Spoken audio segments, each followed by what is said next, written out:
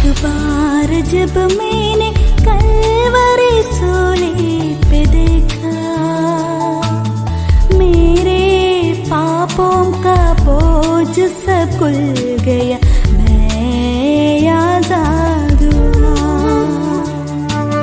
मेरे पापों का बोझ सब खुल गया, मैं आजाद। परमेश्वर के नाम की महिमा हो। प्रभात मनन की आराधना मनन में आप सभी का हार्दिक स्वागत है। आइए आज सुबह की शुरुआत करते हैं हमारे उद्धारकर्ता प्यारे प्रभु यीशु मसीह के नाम से।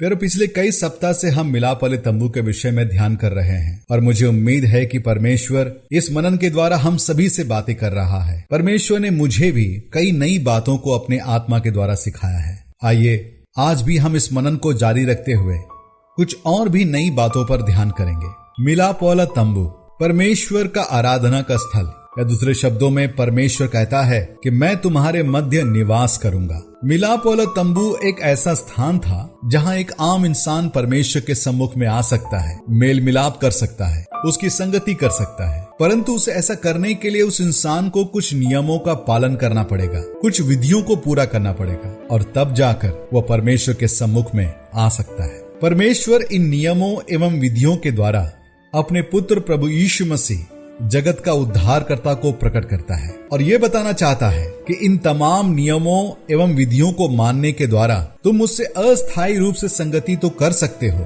परंतु जब मेरा पुत्र जगत का उद्धारकर्ता इस संसार में आएगा, वह तुम्हारे लिए एक अंतिम बलिदान होगा जिसके जरिए तुम अनंत काल के लिए मुझसे संगति रख सकते हो। मिलाप वाले तंबू का हर हिस्सा आने वाला मसीहा और संपूर्ण मानव जाति के प्रति परमेश्वर के उद्धार के योजना को प्रकट कर रहा था। इसी क्रम में हमने मिलाप वाले तंबू के मुख्य द्वार पर मनन किया था। मुख्य द्वार जो प्रभु यीशु मसीह को प्रकट करता है और मुख्य द्वार पर लगे अलग अलग रंग प्रभु यीशु मसीह के व्यक्तित्व एवं गुणों को प्रकट करते हैं। फिर हमने मिलाप वाले तंबू के परिसर में प्रवेश करके होम बलि के वेदी पर कुछ बातों को मनन किया था। होम बलि जो प्रभु यीशु मसीह के बलिदान को प्रकट करता है, अर्थात एक इंसान जो परमेश्वर के सम्मुख में आना चाहता है, मेल मिलाप करना चाहता है, सबसे पहले मुख्य द्वार से प्रवेश कर मिलाप वाले तंबू के परिसर में प्रवेश करता है और सामने रखी पीतल की वेदी पर अपने बलि पशु को बलिदान के रूप से चढ़ाता है और परमेश्वर से अपने पापों की क्षमा को प्राप्त करता है। यहाँ तक तो उस इंसान की जो जिम्मेदारी थी, जो नियम अनुसार उसने पूरा भी किया। अब इसके पश्चात याजक का कार्य आरंभ होता है। अब याजक उस आराधक के लिए मिलाप वाले तंबू के परिसर से आगे बढ़कर मिलाप वाले तंबू के पवित्र स्थान में प्रवेश करके और भी कुछ नियमों को पालन करना अनिवार्य था, परंतु उसे ऐसा करने से पहले एक जरूरी कार्य करना अति महत्वपूर्ण था। आइए आज हम इसी विषय पर मनन करेंगे। मैं आपके लिए एक पद को पढ़ देना चाहता हूँ। निर्गमन की पुस्तक 30 अध्याय उसके 17 से लेकर 21 पद तक। यहोवा ने मूसा से कहा, धोने के लिए पीतल की एक हौदी और उसका पाया भी पीतल का बनाना, उसे मिलाप वाले तंबू और वेदी के बीच में रखकर उसमें जल भर देना और उसमें हारून और उसके पुत्र अपने अपने हाथ पांव धोया करे। जब जब वे मिलाप वाले तंबू में प्रवेश करे तब तब वे हाथ पांव जल से धोए, नहीं तो मर जाएंगे। और जब जब वे वेदी के पास सेवा टहल करने अर्थात यहोवा के लिए हव्य जलाने को आए तब तब वे हाथ पांव धोए, ना हो कि मर जाए। यह हारून और उसके पीढ़ी पीढ़ी के वंश के लिए सदा की विधि ठहरे। परमेश्वर इस पढ़े गए वचनों पर अपनी आशीष को उंडेले। प्यारो, ये कार्य इतना महत्वपूर्ण था कि यदि याजक इसे ना करे तो याजक की मौत हो सकती थी। 20 पद में जैसा लिखा है, यहोवा के लिए हव्य जलाने को आए तब तब वे हाथ पांव धोए, ना हो कि वे मर जाए। प्यारो, हमारा परमेश्वर पवित्र है और वह अपने आराधकों से चाहता है कि वे उसकी आराधना पवित्रता से परिपूर्ण होकर करें। होम बलि की वेदी को पार करने के पश्चात दूसरा बड़ा वस्तु जो मार्ग में रखा था वो था पीतल की हौदी और उसमें रखा हुआ पानी। याजक बलि पशु को होम बलि की वेदी पर चढ़ाने के कारण उसके हाथ लहूलुहान हो जाते थे और उसके पैर भी गंदे हो जाते थे। अब ऐसी हालत में वह पवित्र स्थान में प्रवेश करके परमेश्वर की आराधना में शामिल नहीं हो सकता। उसे ऐसा करने के लिए सबसे पहले उस पीतल की हौदी से पानी निकालकर अपने हाथ, अपने पैर और अपने चेहरे को अच्छी तरह से धो लेना अति महत्वपूर्ण था। इसके पश्चात ही वह पवित्र स्थान में परमेश्वर की आराधना करने के लिए प्रवेश करने के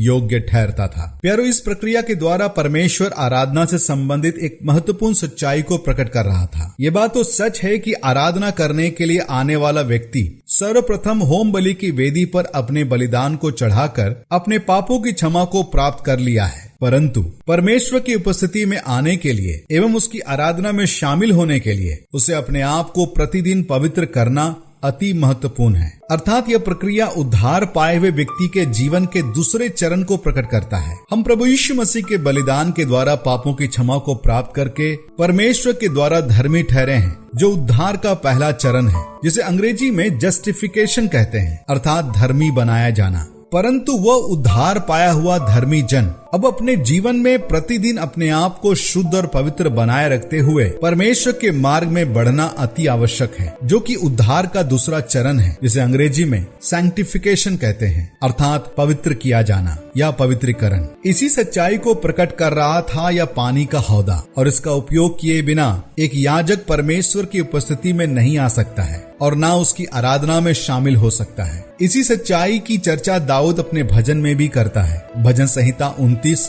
और उसका 2 पद, यहोवा के नाम की महिमा करो, पवित्रता से शोभायमान होकर यहोवा को दंडवत करो। अंग्रेजी में कुछ ऐसा लिखा हुआ है, O worship the Lord in the beauty of holiness. पवित्रता से शोभायमान होकर, अर्थात न केवल परमेश्वर जिसने अपने पुत्र के लहू से हमें धोकर शुद्ध और पवित्र बनाया, परंतु हमारे दैनिक जीवन में भी अपने आप को उसी पवित्रता में कायम रखते हुए एक शुद्ध विवेक से उसकी आराधना में शामिल हो पाए। होम बलि की वेदी परमेश्वर के उद्धार के संदेश का प्रचार करती है, तो यह पानी से भरा हुआ पीतल का हौदा पवित्रता के संदेश का प्रचार करती है। होम बलि की वेदी बताती है कि बिना लहू बहाए पापों की क्षमा नहीं है, तो यह पानी से भरा पीतल का हौदा बताता है कि बिना पवित्रता के हम परमेश्वर के सम्मुख नहीं आ सकते हैं। होम बलि की वेदी के सम्मुख एक पापी इंसान खड़ा होकर चिल्लाता है कि हे परमेश्वर, मुझ पापी पर रहम कर, मेरे पापों को क्षमा कर। तो यह पानी से भरा पीतल का हौदा के सम्मुख एक धर्मी जन खड़ा होकर चिल्लाता है कि हे प्रभु, मुझ में एक शुद्ध मन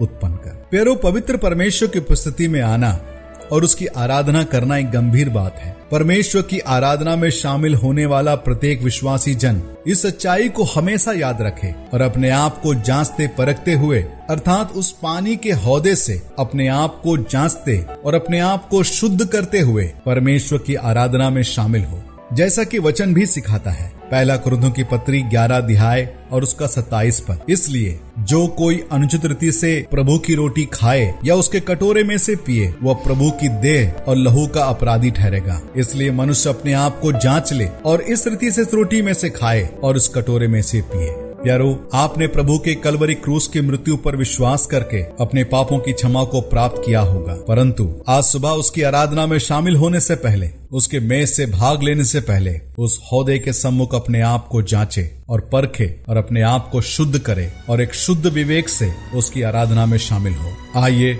इन्हीं विचारों को मनन करते हुए हमारे प्यारे परमेश्वर और उद्धारकर्ता प्रभु यीशु मसीह के सम्मुख घुटने टेके, उसके प्रेम और बलिदान को स्मरण करके आइए हम उसकी आराधना करें। हम इस विषय को आगे भी जारी रखेंगे।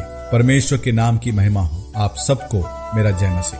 एक बार तेरे खून की धारा में देखा मैंने, एक समझी कि प्यार का रंग है क्या। जब मैंने अपना दिल में तुम्हें बसाया, जीवन जल की नदियाँ मुझसे उस क्षण से बहने लगी। एक बार जब मैंने कलवरी सूली पे देखा, मेरे पापों का बोझ सब खुल गया, मैं आजाद हुआ। मेरे पापों का बोझ सब खुल गया, मैं आजाद हुआ। एक बार जब मैंने कलवरी सूली पे देखा, मेरे सब खुल गया, मैं आजाद हुआ। मेरे पापों का बोझ सब खुल गया,